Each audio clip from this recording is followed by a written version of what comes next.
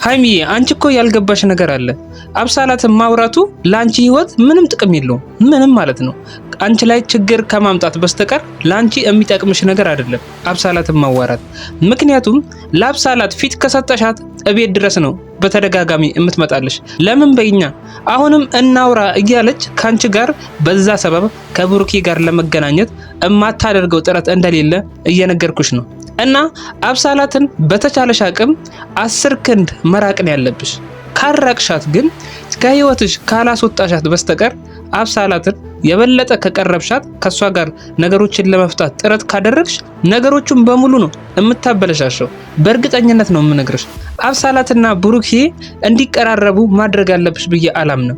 ምክንያቱም አሁን አንቺ ብሩኬ የረሳትን ሴት ድጋሚ ወደ ቤት ይዘሽ መምጣትሽ እኔ ምንም አልተዋጠልኝም። እናንተ በአብሳላት ጉዳይ ምን ያህል ብዙ መጥፎ ነገሮችን እንዳሳለፋችሁ ባንቺም በብሩኬም በኩል ያለውን ችግር ለመፍታት ስትሉ አንድ ጠባብ ቤት ውስጥ ለስንት ቀን ቁጭ እንዳላችሁ መቼም አትረሱም አይደል እንዴ? እናንተ እንዳትግባቡ ያደረገቻችሁ ደግሞ እቺ አብሳላት የምትባል ልጅ ነች።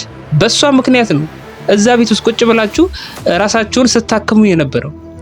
ብሩኬ እኔ ምንድነው ያጠፋሁት የሚለውን ነገር ወደ ራሱ ተመልሶ እንዲያይ ራሱን ያደረገው እንዲሁም አንቺም እንድትረጋጊ ያደረገው ከአብሳላት እንድትርቁ እኮ ነው አይደል እንዴ?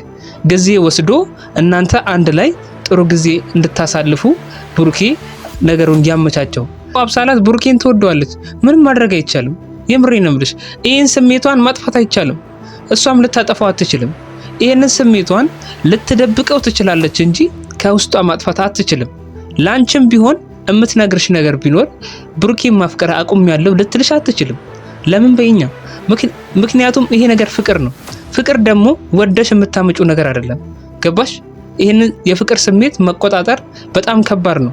ላቁመው ወይ ደግሞ ልቀጥልበት የምትዩ ነገር አይደለም የፍቅር ስሜት። ይሄን ነገር ላንቺ አልነግርሽም። ስለዚህ አብሳላት በውስጧ ለብሩኬ ያላትን ፍቅር ብትደብቀው ነው እንጂ ከውስጧ ልታጠፋው አትችልም። ይሄንን ማወቅ አለብሽ፣ አምነሽ መቀበል አለብሽ። ገባሽ? እንጂ ከአብሳላት ጋር አንቺ ማውራትሽ የባሰ ወደ ብሩኬ እያቀረብሻት ነው እንጂ ከናንተ ህይወት እያወጣሻት ነው ብዬ በራሴ አላምንም። ምክንያቱም እች ልጅ ከብሩኬ ህይወት ወጥታ ብሩኬን መርሳት አለባት። በቃ እናንተንም ከነጭራሹ መርሳት አለባት። ከናንተ ርቃ ማለት ነው። ስለናንተ ራሱ ማሰብ የለባትም። ገባሽ?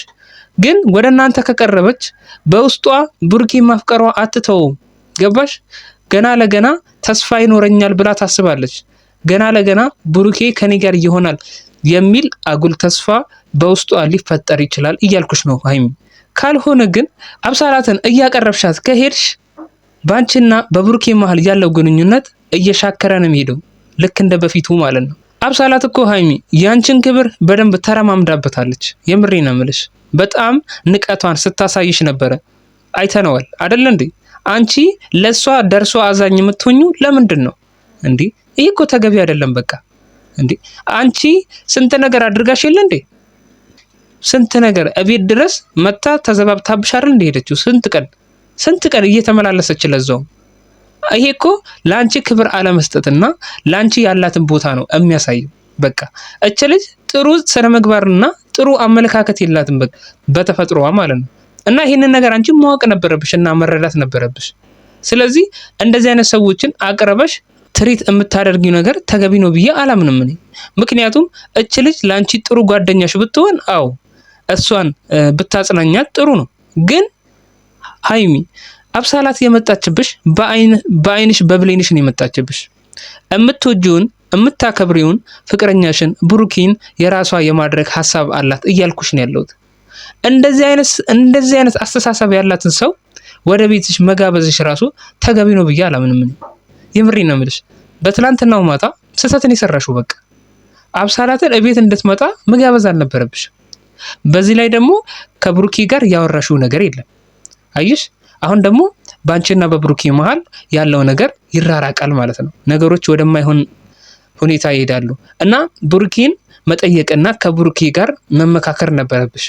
ይሄን ውሳኔ ከመወሰንሽ በፊት ማለት ነው ለብቻሽ ከምትወስኚ ከብሩኪ ጋር ብትመካከሪ የተሻለ ይሆናል ብዬ አስባለሁ። ምክንያቱም እች ልጅ የእናንተን ህይወት ለማመሰቃቀል ቆርጣ ተነስታለች። ይህንን አንቺ በደንብ ጠንቅቀሽ ማወቅ አለብሽ ብዬ አምናለሁ። ካሁን በኋላ ግን በየዋህነትሽ እንዳትጎጂ ነው እምፈራው። መጎዳት አለብሽ ብዬ አላምንም።